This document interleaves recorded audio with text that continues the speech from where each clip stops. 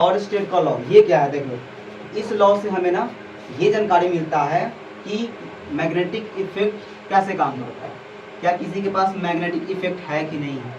ठीक है, देखो ये इलेक्ट्रोस्टैटिक का टॉपिक नहीं है, ये आपको करंट और इलेक्ट्रिसिटी एंड मैग्नेटिज्म में आपको पढ़ने को मिलेगा। मूविंग करंट जिसमें चार्ज मूव कर रहा है उसमें आपको ये और स्टेट का लॉ देखने को मिलेगा। ठीक है, अकॉर्डिंग टू और स्टेट का लॉ ये क्या किए थे, एक परिपथ बनाए थे। ठीक है, पहले बताते हैं कब किए थे, 1820 में किए थे। कब किए थे, 1820 में किए थे। ठीक है, ये प्रयोग क्यों, इस प्रयोग से हमें क्या निष्कर्ष मिला था, मैग्नेटिक इफेक्ट।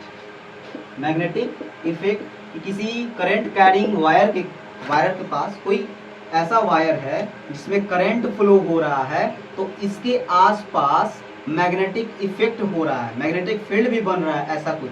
ठीक है, तो ये चीज के बारे में कौन बताते हैं, ऑर्स्टॉड, एक वैज्ञानिक थे, फिजिसिस्ट थे। ठीक है, तो कैसे बताया था, एक परिपथ लिए थे। ठीक है, ऐसा परिपथ ले लिए हम लोग, यहाँ पे ये हो गया आपका परिपथ, हमने यहाँ पे रियोस्टैट लगा दिया। रियोस्टैट समझते हो क्या होता है रियोस्टैट, बताते हैं। रियोस्टैट लगा दिया और high potential low potential switch लगा दिया, बस और कुछ नहीं। यहाँ पे एक कंपास रख दिया, नॉर्थ और इधर साउथ, कंपास रख दिया। तुम देख रहे हो कि जो परिपथ लगाया गया है ये वायर के पैरेलल लगाया गया है कंपास। ठीक है, ऑर्स्टॉड के लॉ में जो कंपास रखा गया था पैरेलल रखा गया था, किसके किसके पैरेलल, उस वायर के। ठीक है, अब जैसे ही आप स्विच ऑन करोगे तो करंट फ्लो होगा, high potential to low potential. जब ये ऐसे आएगी करंट इधर जाएगी, पॉइंट ले लेते मान लो ए और बी पॉइंट, ए से बी की तरफ जाएगी। ठीक है, करंट ऐसे जाएगी तो दिखाई क्या देगा कि ये जो नीडल है ना वो नीडल डिफ्लेक्ट कर रही है। मतलब अगला एक और फिगर बना देते हैं। अच्छा, रियोस्टैट को समझ लो, रियोस्टैट क्यों लगा देता है, रियोस्टैट लगाने से फायदा ये है कि करंट को बढ़ाया जा सकता है, घटाया जा सकता है। अगर हम किसी परिपथ में किसी सर्किट में रियोस्टैट लगा रहे हैं तो हम क्या कर सकते हैं, उस सर्किट का करंट को कम कर सकते हैं या ज़्यादा कर सकते हैं। तो हम यहाँ पे क्या क्यों लगाए हैं, अभी पता चल जाएगा कि रियोस्टैट क्यों लगाए हैं। ठीक है, तो ये अगला फिगर में अभी हम इस कुंजी को ना ऑफ कर देते हैं। जब ये आप ये कर दोगे तो ऑन हो जाएगा, 9th में पढ़े होगे, और इसको आप हटा दोगे तो ऑफ हो गया। तो अगला हम फिगर में ऐसे बना देते हैं, हम यहाँ पे रियोस्टैट लगा दिए।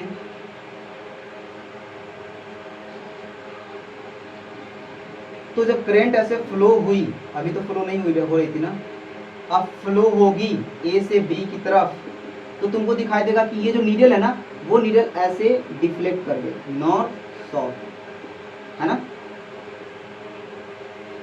डिफ्लेक्ट की, सुई घूमी। तो हमें इससे क्या पता चल रहा है, इससे पता चल रहा है ना कि ये वायर के आसपास मैग्नेटिक फील्ड बन रहा है ना, मैग्नेटिक फील्ड बन रहा है, मैग्नेटिक इफेक्ट ये महसूस कर रहा है कंपास, जिसके कारण ये कंपास डिफ्लेक्ट हो रहा है। अगर हम रियोस्टैट के हेल्प से करंट को बढ़ा दें तो डिफ्लेक्शन भी बढ़ जाएगा, है ना, बहुत ज़्यादा डिफ्लेक्ट होने लगेगा। रियोस्टैट के हेल्प से अगर हम करंट को कम कर दें तो डिफ्लेक्शन भी कम होने लगेगा, है ना। तो ये चीज़ समझ में आ गया। अब देखो, अगर हम इसका टर्मिनल चेंज कर दे, बैटरी का टर्मिनल चेंज कर दे, यानी कि प्लस की जगह माइनस वाला कर दे, माइनस की जगह प्लस वाला कर दे, तो ये जो होगा ये ऐसे शो करेगा, साउथ ऊपर नॉर्थ नीचे। अगर हम इसका टर्मिनल चेंज कर दिए तो, ठीक है, समझ में आया। अगर टर्मिनल चेंज करोगे तो डिफ्लेक्शन भी उसी दिशा में दिखाई देगा, opposite as compare to first वाला डायग्राम से हमने बताया था। अच्छा, अब ये सवाल उठता है कि क्या हम एसी करंट या डीसी करंट में ये प्रयोग को कर सकते हैं, मतलब कर सकते, करंट है तो करेंगे ना, मूविंग चार्ज में है तो उसमें तो करेंगे, लेकिन क्या आप बताओ कि ये सवाल बन सकता है ना कि एसी में होगा कि डीसी में होगा। ये प्रयोग एसी के साथ किए थे कि डीसी के साथ किए थे, तो आज जब एसी के साथ करोगे तो ये जो प्रयोग होगा वो सफल नहीं होगा। ठीक है, एसी के साथ ये पूरी तरह से नहीं हो पाएगा ये प्रयोग। आपको डीसी करंट, आपको किस चीज़ की जरूरत पड़ेगी, डीसी करंट, क्योंकि डीसी करंट हमेशा एक दृष्ट धारा जो एक सीध में रन करता है, एकदम दौड़ते रहता है। लेकिन एसी में एक क्रेस्ट होता है, एक ट्रफ होता है, ऐसे बनते जाता है। ठीक है, तो ये सब पढ़े होगे ना 10th में, इसमें भी पढ़ना है, 12th में भी पढ़ना है।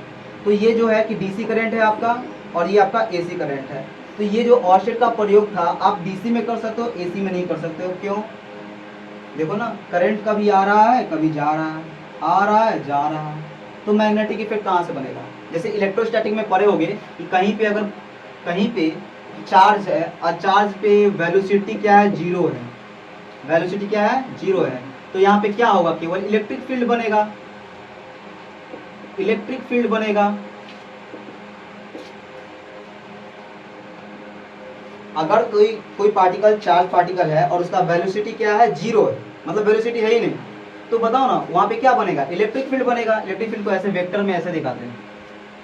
अब कहीं पे चार्ज है और उसका वेलोसिटी कांस्टेंट रख दो, अच्छा रख दो कांस्टेंट, मतलब एक ही, मतलब जितना आप एम्पियर का धारा प्रवाहित कर रहे हो ना, उतना ही कर रहे हो, बराबर कर रहे हो।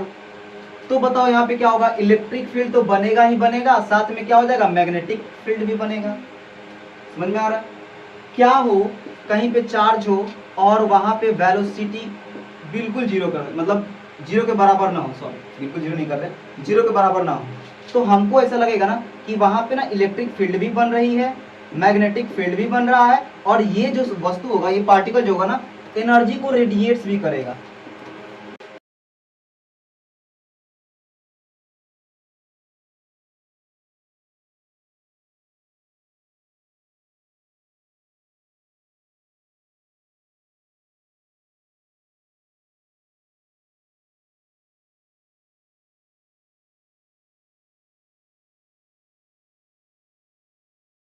के साथ करोगे, इसको करंट इलेक्ट्रिसिटी जो मिल रहा है ना, वो रेगुलर फॉर्म में मिल रहा है, कंटिन्यूअस फॉर्म में मिल रहा है, तो कंपास का डिफ्लेक्शन क्या हो जाएगा?